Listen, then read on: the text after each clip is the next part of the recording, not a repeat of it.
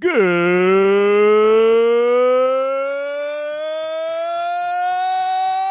morning, Wrestling Inc. Wake up, get going. Happy, what is it? Hump Day, Wednesday? My day started on a Tuesday. It all feels off to me. Hey, it's me, the Wrestling Inc. managing editor, Nick Hausman, joined here as I am every Wednesday to talk to pro wrestling news the past 24 hours. It's my good friend, Brian Wohl. Brian, welcome back to the Wrestling Inc. Daily.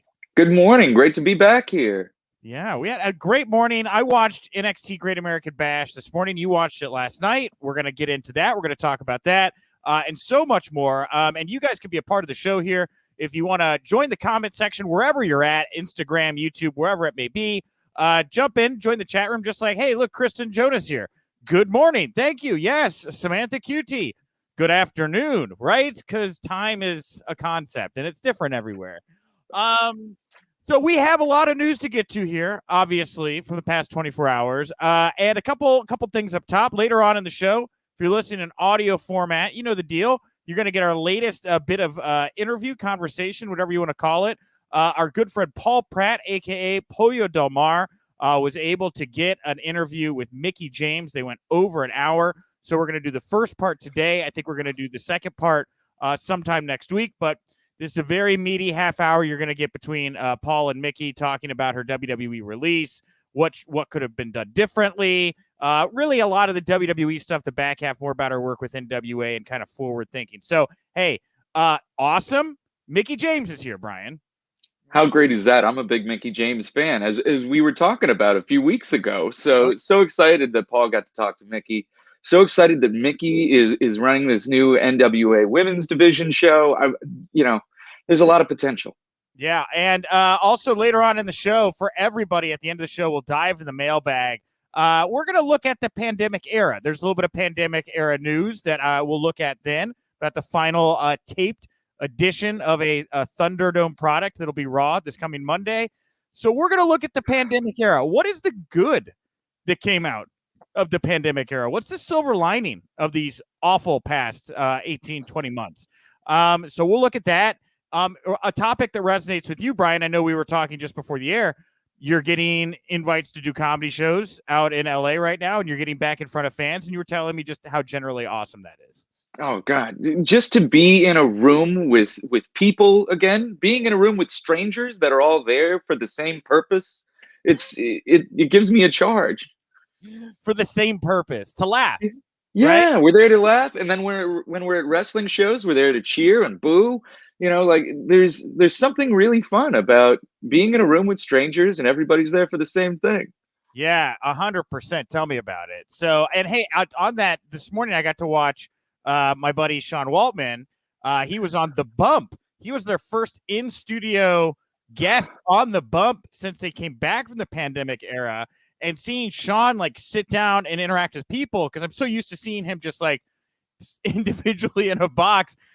Dude, look good. I was really proud of the way Sean carried himself and how The Bump generally was this morning. I don't really watch that show, but I was like, this is a good breezy hour. This was an enjoyable time. I like that show. I enjoy The Bump. There's a few folks from LA that moved to Connecticut for The Bump, and Evan Mack is one of them. Great dude. Awesome. And a big wrestling fan, and just an encyclopedia of knowledge, and just all around fun person. So seeing them all interact today was really cool. Yeah. So did you watch this morning? Yeah, I'm a fan. Oh, okay, cool. So Sean looked good, right? Yeah. They were all marking out for him and every little NWO thing that could come out. It was awesome, right? Yeah, and today is the anniversary of the start of the NWO, right? That's 25 years, I believe, today. Yeah. I think is when the NWO started, which is crazy to think about, right? 25 years ago. I mean, I remember where I was like upstairs, grandma's house, old TV with the wooden frame around it and the speakers built into the wood frame, but it looked like an old thing, and that's where I watched the NWO Hulk Hogan turn play out. I mean, I was hooked the second Scott Hall showed up on Nitro. That made me start to turn the channel every week just to see when will he show up. And then who else is going to come by? And who is the third man? Dude, I was so in for all of that too, because I think it's great what I get to do. I love covering the news. I love talking to you. I love kind of knowing how the magic trick works. you look at the business differently and you have an appreciation for it on a different level. But as a kid, like not knowing anything and just thinking like that WWE guys were leaving the company and just showing up on WCW, I was like, blew my little mind. I was 1,000% hooked. I'm right there with you. Yeah, and then at that bash at the beach, the greatest betrayal ever, Hogan turning on Macho Man and Sting. Yeah, who would have thought? I remember when they were starting the NWO, like there was a point before Hogan where they were just doing the teases each week, and like they would bring lawn chairs and they would like sit up in the rafters and stuff. And I remember thinking like this is getting a little long in the tooth, right? But it ultimately paid off very well. But I remember at the time thinking, what are these guys doing? I would like you to do something. You've been here. What are you doing? Okay. We're gonna get to the news. Before we get to the news here, a couple things also at the top. First, I want to send our best to Don West, who has revealed he is battling brain lymphoma. He's going to begin treatment shortly. I saw the tweet. He talked about how he's going to beat this thing. He's going to be back in front of fans. That's his goal. I had the privilege of meeting Don. I guess it was 2 years ago now at StarCast. I'm a big fan. Obviously, he's a big personality. I think that Don West is great. And I'm really sad to hear that he's dealing with this. Just an awesome guy. Any thoughts on Don West? I just hope that Don gets through this. This is, cancer is a real mess. It is. And then some better news here before we get to the news. We're going to congratulate Dana Brooke. She is now engaged to be married to boxer Ulysses Diaz. And we've got more information on his background as a boxer. But bottom line, congratulations to Dana Brooke. Congratulations. And if they have kids, they're going to be terrifying and gorgeous. Okay. Let's get to the news here. News you can use, news that will leave a bruise. We're going to start here with some news from Fightful. WWE NXT superstar Roderick Strong has signed a new contract with WWE earlier this year. He's set for a big push. Obviously, he's returned to TV. He's part of the Diamond Mine, also alongside Tyler Rust, Hideki Suzuki, and Malcolm Bivens is their manager. Strong agreed to terms to a contract extension before the group debuted and before his wife, Marina Shafir, was released on June 25th. Strong reportedly figures in NXT's 2021 plans in a major way. The company has big plans to feature the Cruiserweight division this year, using more top names and storylines within that division. And word is that Strong is factored into those plans as officials look to add marquee value to the NXT Cruiserweight title. Strong is currently feuding with Kushida, the current Cruiserweight champion. It was noted that numerous NXT wrestlers have been taken off TV and later brought back after agreeing to new deals in the meantime. While the WWE roster has seen a lot of turnover as of late, several stars have also agreed to new deals. So bottom line, this was big news, a lot of attention on the site. Roderick Strong is going to be getting a big push here with the Diamond Mine. What are your thoughts, Brian? Well, I grew up as a big fan of the WCW Cruiserweight division, and Sure. especially Dean Malenko. And Roderick Strong reminds me a lot of Dean Malenko. And I Yes. feel like he could be a tremendous anchor, pillar for the Cruiserweight division to be built around. Kushida, another great pillar. We have some amazing talent in WWE's Cruiserweight division. And I'm glad that they are thinking about highlighting it and pushing it as a major feature for us to get into. I love that type of wrestling. Yeah, I agree with you. And yeah, there's a place obviously for Santos Escobar, although I think it looks like he might be, moving North American title direction, but there's certainly a place for the Cruiserweights. But yeah, I kind of I looked at two things when I was thinking about this. One, like Hunter really loves this blood sport style, right? He's brought the fight pit in. There's, I think he just likes a grittier kind of style. Not to say that you can't have variety, which I'm sure he would love to expound about, but like that seems to be something he really gravitates towards.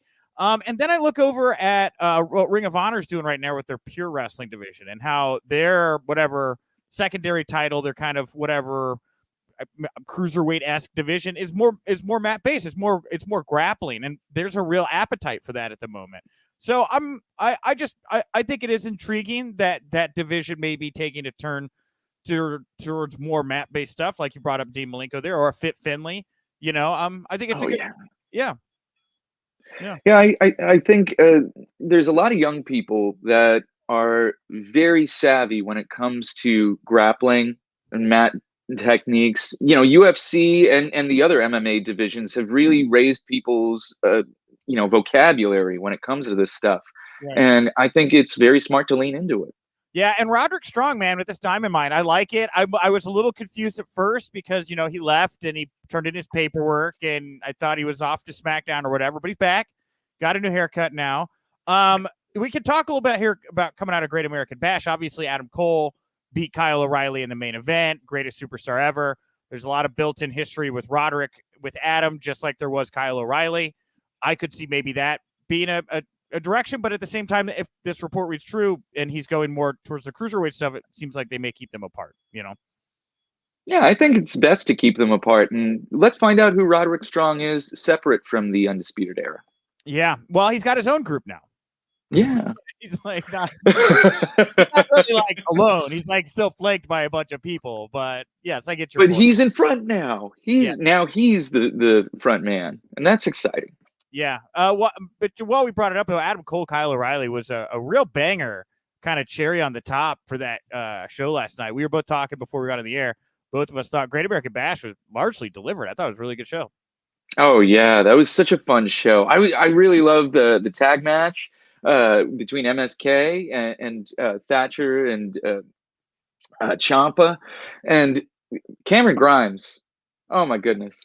So sad that he's a butler now, but man, I really love that match with LA Knight. I'm super intrigued by the butler stipulation.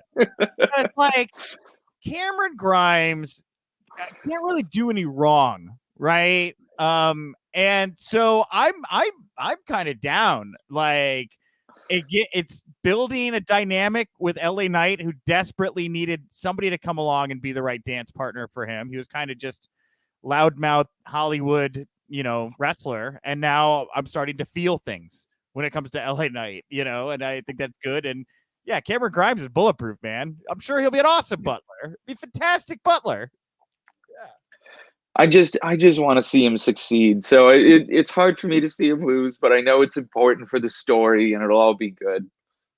Well, also on the show last night, yeah, you brought up the men's tag match, but we have new women's tag champions as Zoe Starks, Io Shirai defeated The Way, and of course they got this win because Candice LeRae, Candice LeRae and Indy Hartwell got distracted as the battery became fully charged. Tegan Knox back in NXT and cost these two the match. Thoughts, Brian?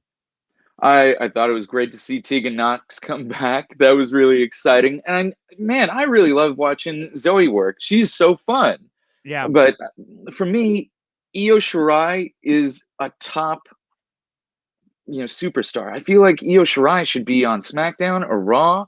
She could carry any division. And I feel like it's a little odd to have her in a tag division when this is someone that you could build your entire women's division around. I feel like Zoe Starks is poised for some kind of heel turn. She's almost like too on the level. And, you have a dynamic with her and Io here. And when that blow off inevitably happens here, I see Zoe Stark absolutely destroying Io Shirai to jumpstart whatever those two are going to do. And I just, in my head, I see a very aggressive Zoe Stark, like kind of, I don't know. I want to see her as a heel. I think that's where this is all going to go in the end, if I had to guess. I'd say you're probably right. Yeah. So, but I thought it was a real good match. Love how Indy Hartwell has embraced the Razor Ramon gear, right? Yeah. So good. Yeah. What I don't understand is why they had Dexter Lumis carry her off during the commercial break. Like, was that an oops, or was it like I didn't get that.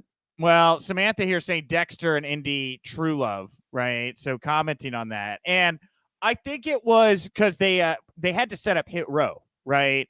And so Hit Row, as Montez Tyndall is saying, killed it last night. And I'm also seeing here from Anthony that Hit Row sounded way too much like new rap, can't handle or compare to OG rap. Facts.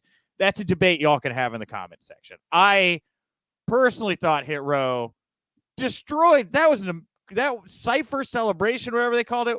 So that was the coolest thing I've seen WWE do in a while, personally. Yes, 100%. It felt true, it felt genuine, and it was super entertaining. And yeah, maybe they don't do old school rap, but these are young people. If you want old school rap, go watch a tape. Come on, man, get with the times. These are young people letting their voices be heard and having fun while doing it. It's super entertaining.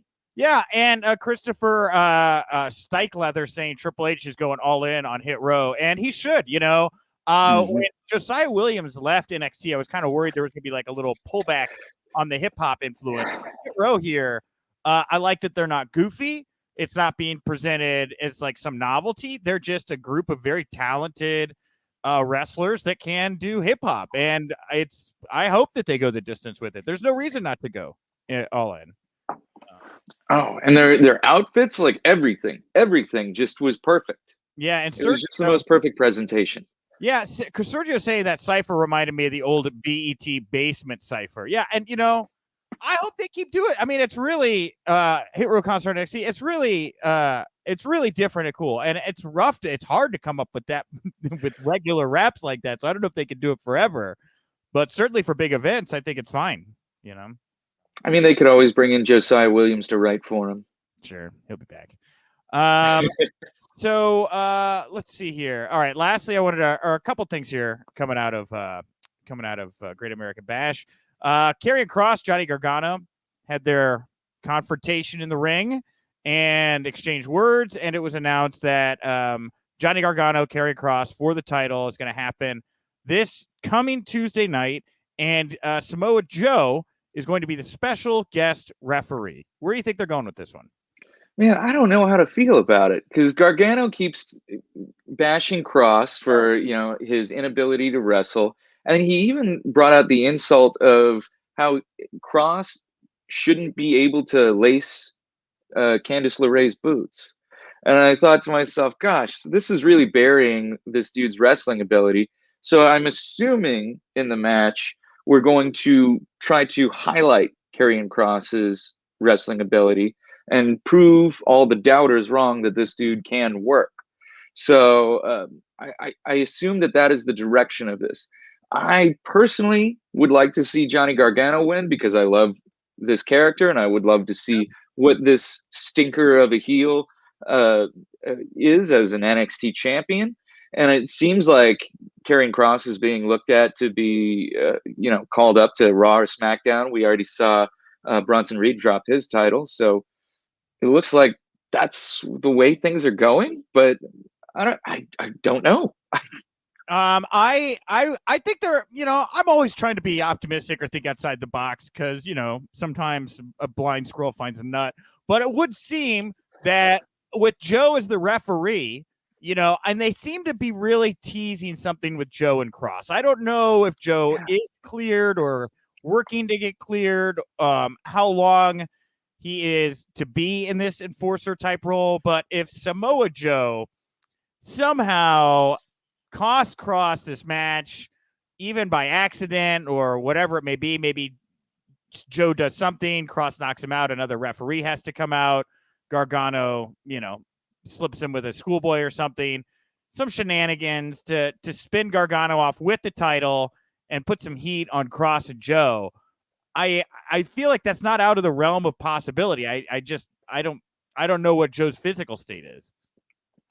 Man, we all want to see Samoa Joe wrestle. I feel like that's every wrestling fan wants to see this dude in the ring again. So and I feel like I read something that Samoa Joe said that he's working very hard to be able to get back in the ring, but it just depends on if the doctors give him the okay. Yeah, well, he said that to Ryan Satin. He said that to Sports Illustrated. So again, like that's why I say, like, I know that he's working to get cleared. I just don't know where he's at in that process. But this would seem like a good time to set up Joe and Kross. Would be my thought. All right. Lastly, here coming out of TakeOver, at least on my notes, 8 competitors for the 2021 NXT Breakout Tournament have been announced. The following newcomers are going to be featured: Trey Baxter, Carmelo Hayes, Andre Chase, Josh Briggs, Eichmann Euro, Joe Gacy, Odyssey Jones, great name, and Yeah. Duke Hudson, right? Odyssey Jones is just a great name. Am I right? Like one of the best wrestling names in a long time.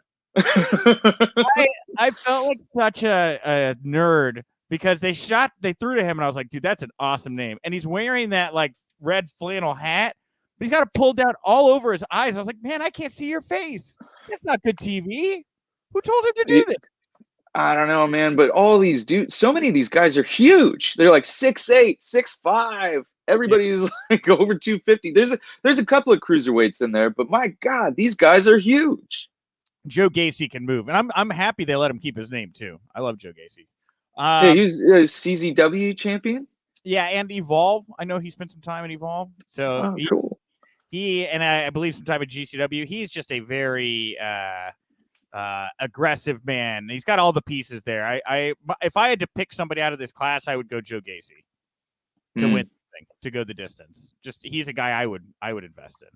I really am not sure who's going to win, but there's a lot of guys in there that I like watching wrestle. I love Trey Baxter. Oh, Trey Baxter, yeah. Christian Blake, Yeah. Christensen, Christian Blake. They're two different wrestlers. Blake Christensen. One time they wrestled each other. It was hard to call. Christopher Stikelether Hudson. That's his pick to win it all. Duke Hudson. And the bit here was asking what kind of injury Joe's dealing with, and it's a concussion he suffered during a commercial shoot where he fell through a table, and that's how he got concussed, and that's why he doesn't get to wrestle right now. So sucks. All right. Update here on Jimmy Uso. He is no longer incarcerated in Pensacola, Florida, following his DUI arrest on Monday night. Escambia County court records show that Uso was bailed out of jail yesterday morning at 9 a.m. Eastern local time after posting a $500 bond.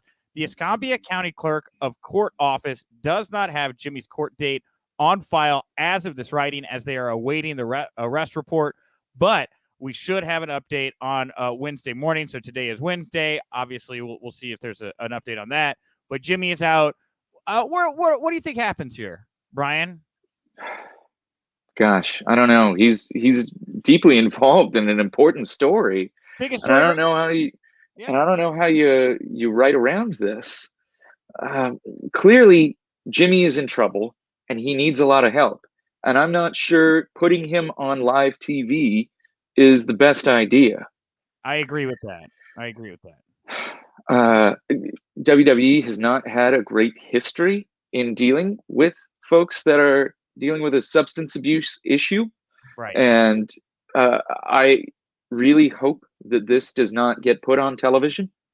I really hope that they can find some sort of creative way to get Jimmy off TV and get him the help that he needs so that he can be back doing the amazing things that he is capable of.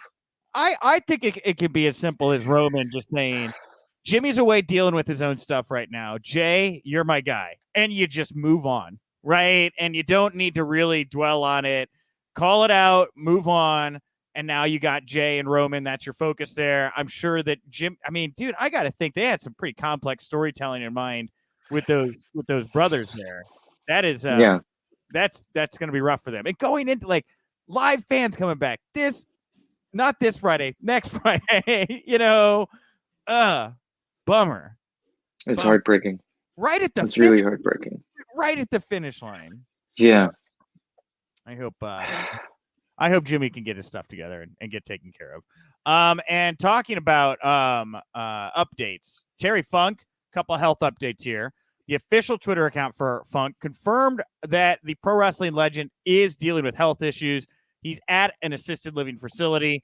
They wrote, yes, Mr. Funk currently receiving residential care for his multiple health issues, which do affect his mind as well as the rest of the body. As you can imagine, some days are better than others. He and his family appreciate all your kind words forever. Tommy Dreamer took to Twitter yesterday evening, issued an update on Funk after speaking with the legend on the phone. He said, everyone needs to relax. I just got off the phone with Terry Funk. He is not in bad health.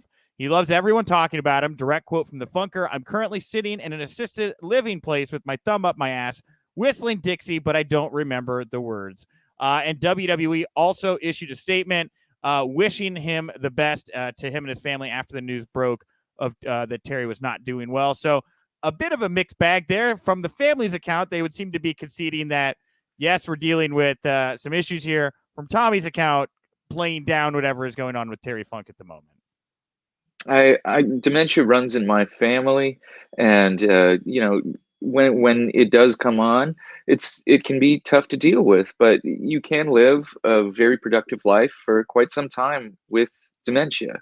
And so this isn't a death sentence, immediately. The Funker is still around, and I thought it was fun seeing everybody share their memories of it. One of my favorite things that I saw yesterday was former WCW broadcaster Chad Damiani posted about how when Terry Funk was wrestling in WCW, like all those hardcore matches, the crew would put like weird props around the ring for house shows just to see what he would do. And one of the things they put was a raw chicken. And Terry Funk took this raw chicken out and put his fist up it and would, get the crowd to pop for the chicken. And then he would punch other wrestlers with this raw chicken, and they would explode and die every time they were hit with the raw chicken. And they were like, "Oh, this is getting over. This is going great." And it eventually got turned down by the network because there was a possibility of salmonella. But oh man, Terry Funk, one of the most creative, fun wrestlers in the history of entertainment. And if this is something that gives you the motivation to go and watch Terry Funk matches or learn more about Terry Funk, oh, please go out of your way and watch some Terry Funk matches. Yeah, amen, dude. And that is crazy, that chicken story. Yeah, it's like, hey, we don't want kids running around with like raw chickens on their hands trying to be the Funk. Chad said they tried to do a frozen chicken once, but the frozen chicken is really hard, so he busted the dude open the hard way. So that was the end of the frozen chicken and raw chicken bit for Terry Funk. Montez saying he remembers the raw chicken here the Funk used. And Alonzo Smith saying Terry Funk must be a cat. He has 9 lives. And yeah, even going back to, was it Beyond the Mat where they showed him just like getting out of bed and like living his life and how he was already in like a ton of pain? And that was like 20 plus years ago at this point. Yeah. But Terry, he's given so much to us, and it was great to see the love shown to him yesterday. Last item here before we get to part 1 of Paul's conversation with Mickie James and we dive into the mailbag. The Dan Le Batard show, they had Tony Khan on, and Tony Khan commented on the botched barbed wire deathmatch explosion that main evented an AEW pay-per-view. He says, "I was trying to be safe, and I let the professionals handle the stuff. And they are guys who don't understand wrestling. It was professional pyrotechnic guys. They totally shit the bed. These guys, I ended up not paying them. It was like $100,000 they ended up refunding for all the expenses of the match. So I didn't end up paying for the exploding barbed wire death match, which I shouldn't have. They screwed up royally. We put together something great. Kenny and John worked their asses off, and all they had to do was set up the final explosion. This is because we use professional pyrotechnic people who are supposed to know." How do you feel about Tony not paying these people for this explosion? What are your thoughts? I'm a mix of emotions here myself, Brian. I have mixed emotions about it in so many ways, because maybe it's one thing not to pay him, but then to talk about it publicly is weird. I don't know. I didn't see the actual interview, so I don't know the context of the question and how he was put on the spot. Or if he was put on the spot, maybe he just offered this. Sure. I don't know. It definitely is not something that we should really revisit. It just feels like most fans are smart enough to understand what happened. We don't need to beat a dead horse here. And I feel like this is kind of that. What I want to know is, like, I thought Tony had said at one point, and maybe I'm wrong, but that they had tested this before the show, right? And then they went and did it on the show, and I guess it may have been different when it was live. This came across to me more like they didn't really know this is what they got. I'm a little gray on the timeline here. Who knew what about what was going to happen come this explosion? Yeah, it seems like the stories don't always line up on this one.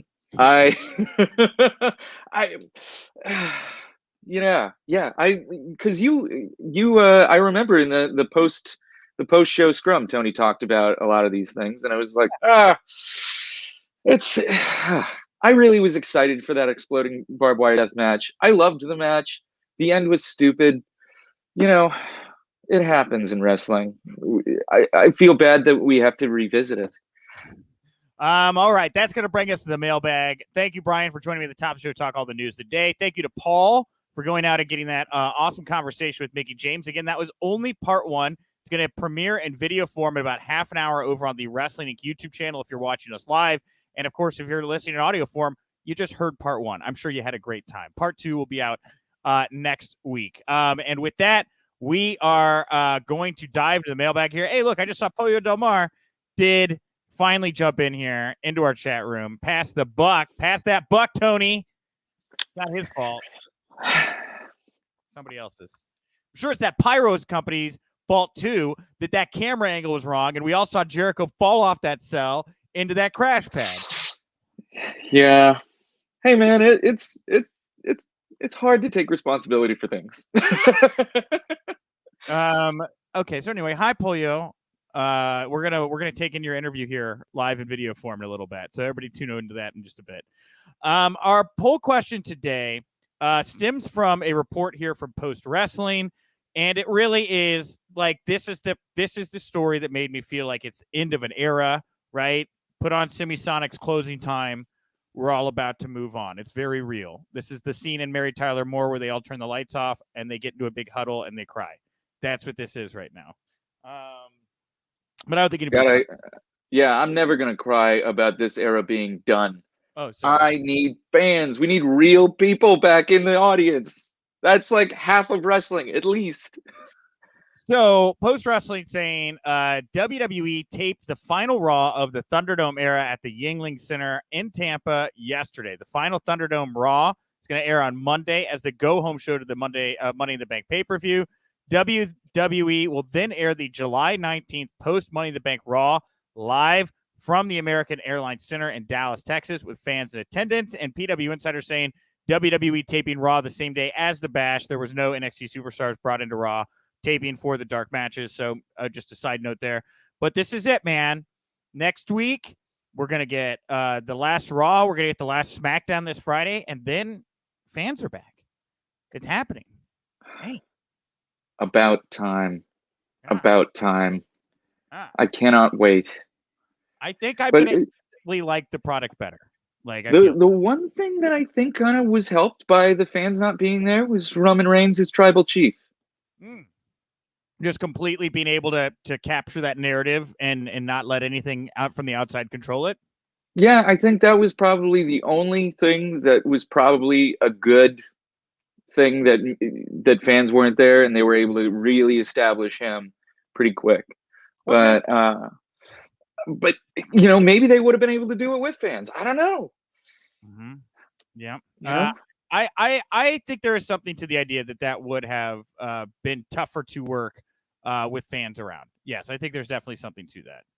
But everything else, I think, was worse without fans. I think that was the only thing that was better without fans. Okay, so my poll question today then is asking everybody, what has been the best thing to come out of this pandemic era of pro wrestling? The things I listed were cinematic matches, shorter WWE pay-per-views, the Thunderdome, and then something else. I didn't even put Reigns on the list. 275 or so votes after an hour, almost 60% shorter pay-per-views from WWE, 29% cinematic matches, 7% Thunderdome, 4% other. Thoughts on the results here before we get to some of the write-ins? I understand shorter pay-per-views, but I think that's more indicative of it's hard to watch with no fans. We have here. I voted for the shorter pay-per-views. Like a 2.5 hour pay-per-view starts at 6 p.m. Central and ends at 8:30 on a Saturday night. Is great. Like, or a Sunday night. Like I could go out. I don't have to stay up all night. Like I am pro, especially the B pay-per-views. 2.5 hours. That's all I need, baby. I hear that. I don't know. I like having a party around the show, so I'm down for the 3, 4, 7 hour pay-per-views. I think Brian may work for WWE. I don't know. Hey, I can be bought. I'm in debt. Somebody give me money. They sent Brian a box of really nice steaks, like. So Jesse Collins here, he wrote in, companies having to tape multiple weeks worth of shows at a time has added a consistency to a lot of smaller promotions like Impact, ROH, New Japan Strong. That was lacking before. WWE was much better when they were doing that as well before shifting to once a week tapings. That's a really good, unique observation there. And I agree wholeheartedly about New Japan Strong and Ring of Honor. Finally, some linear storytelling from those promotions. Yeah, there are some good things that come out of the pandemic. I was excited.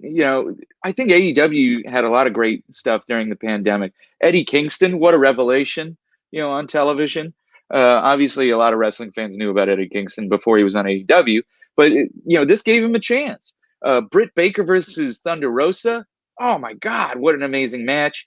I love the street fight between Best Friends and Proud and Powerful. That was one of my favorite things throughout the whole pandemic. I loved that story. I loved, the way they paid it off.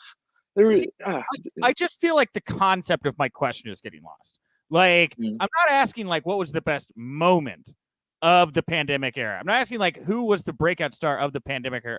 What are things that came out of the pandemic era that have affected pro wrestling or that we will do differently in pro wrestling? And that's why I was like, cinematic matches. That was like a new kind of, I mean, I guess I don't want to say maybe new concept because there have been other things like it. I mean, there was the Matt Hardy stuff, but it really was elevated, right? The shorter pay-per-views was like a thing that happened because of the pandemic, like a reactionary thing because of the pandemic.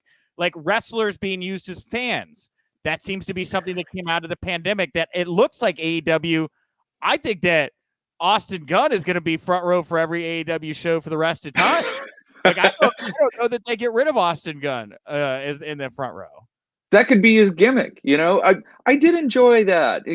I didn't think about your question that way, and I think maybe I did misinterpret it, as did some of the other fans. Everybody did. Everybody, and that's why I'm trying to set the record here straight. A loftier, more ethereal thinking is what I'm looking for here. So, Yeah, having wrestlers in the audience, that's something that I remember from WCW when there was a big event and they put some wrestlers in there to watch and make it feel like, oh, all the guys are coming out of the locker room to watch this match. So that was always fun. Man, cinematic matches. I still go back to that Bray Wyatt John Cena match at WrestleMania 36. What a great match. That was so fun.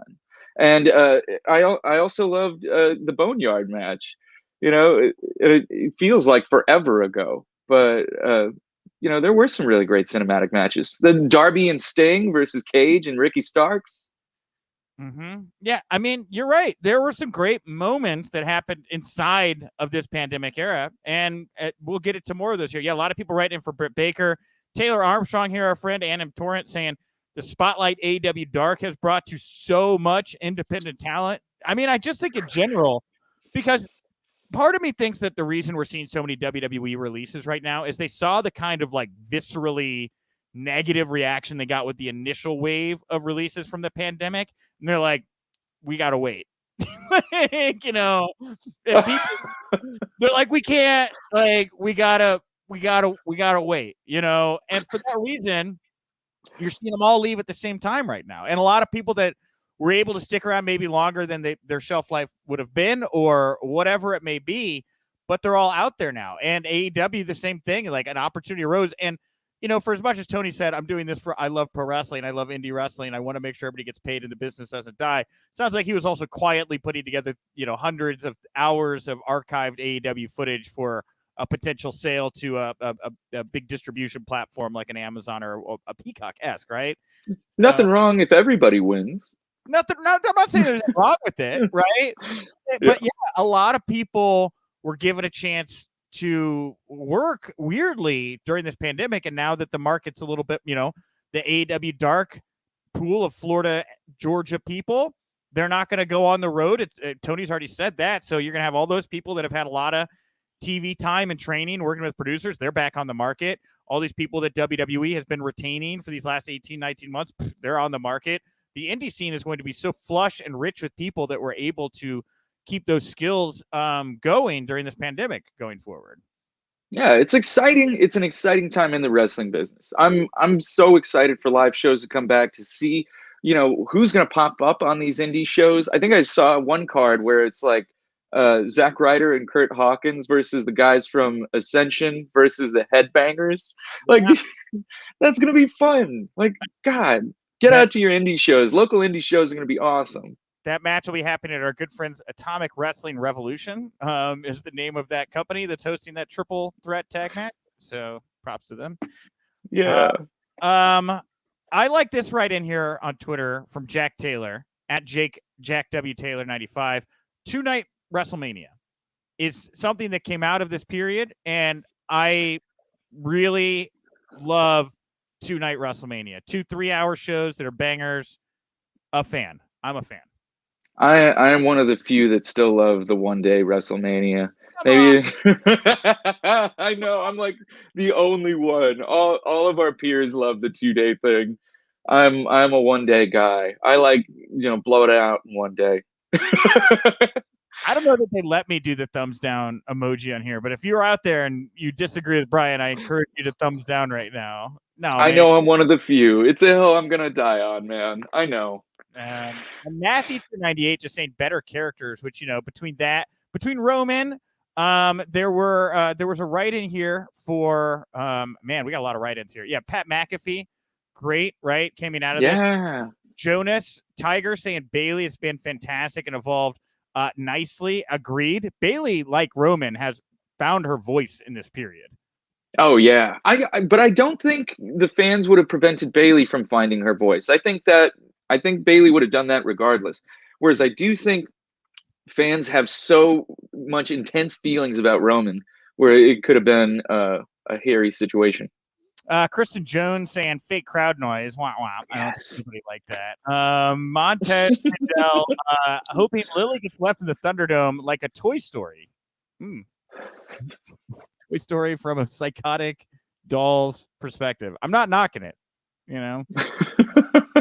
Jonas and Scott here, by the way, both writing in Stadium Stampede. And Stadium Stampede, I don't know if I'd slot it. I think I'd slot it in the cinematic, right, match category, but certainly a unique piece of content that was sprung out of the pandemic. And I will say, in the vein of what I was talking about when I asked the question. Let's see here. We have well, we just have one right here from Polio saying, I'm so afraid they're going to kill Karrion Kross's vibe. And, I guess we can finish here talking about Kross. We'll finish talking NXT stuff. We started talking NXT stuff. Kross Gargano, Joe, that's going to be the match next Tuesday. Kross has been at multiple Raw SmackDown tapings now. We've all seen the main event thing where he came out like Gladiator, no Scarlet, no smoke. It would seem that he would be destined for the main roster is Johnny Gargano. I mean, the more we talked about it, the more I started thinking, I was like, maybe Gargano is the guy to take this title right now.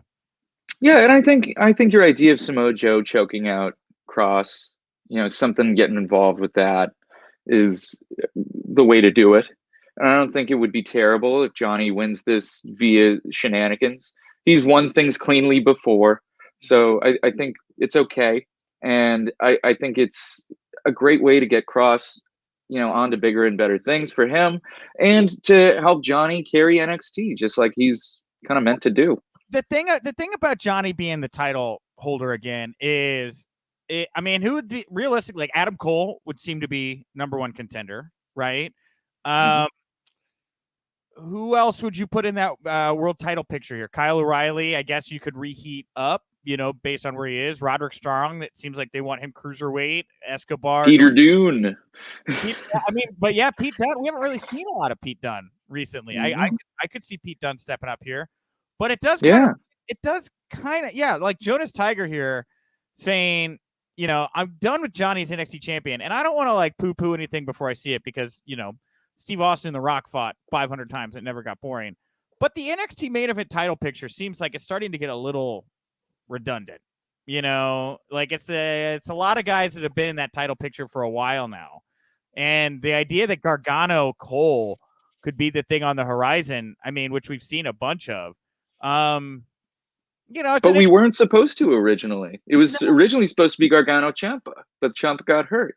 Everything got messed up with that.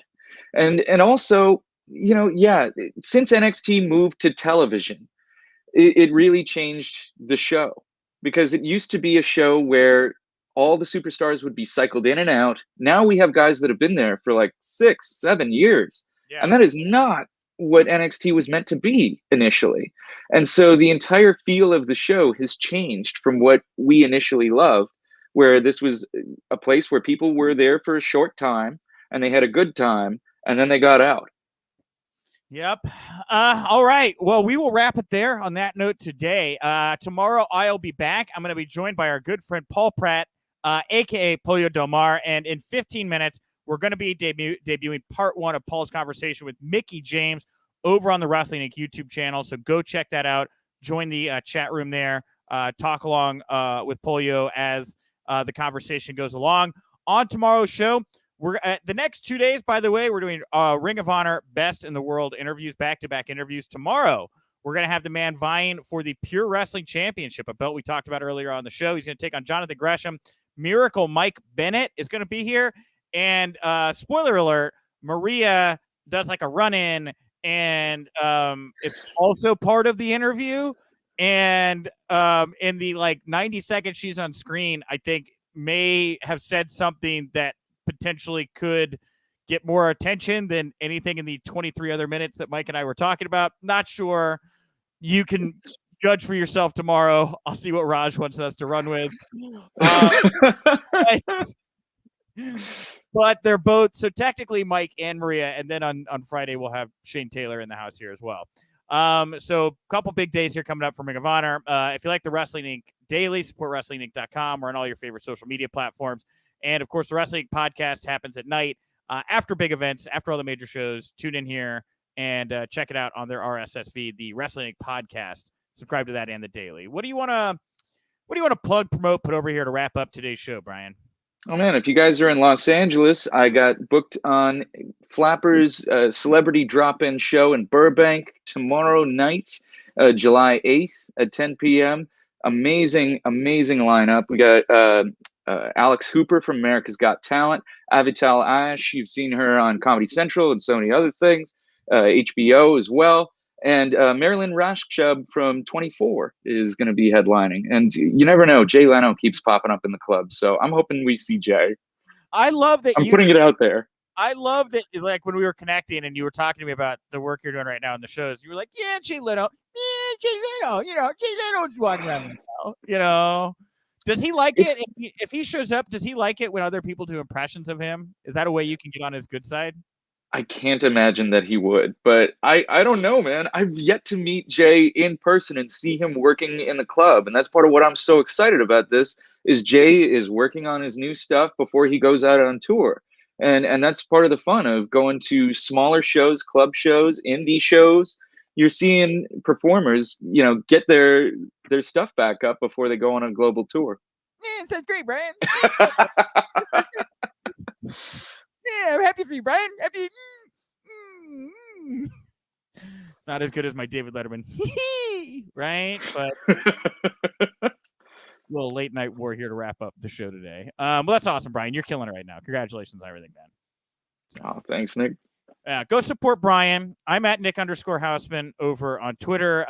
Brand new episode of Pro Wrestling for Life drops for free tomorrow. More than an hour of me and Sean talking with Josh Barnett. It's available now on our Pro Wrestling for Life Patreon. If you want to get the $5 tier, it is ad-free and available to you now, a day early, so you can be cool. And that's really about it, everybody. Thank you all so much for tuning in. I'll talk to you tomorrow. And remember, if you winked,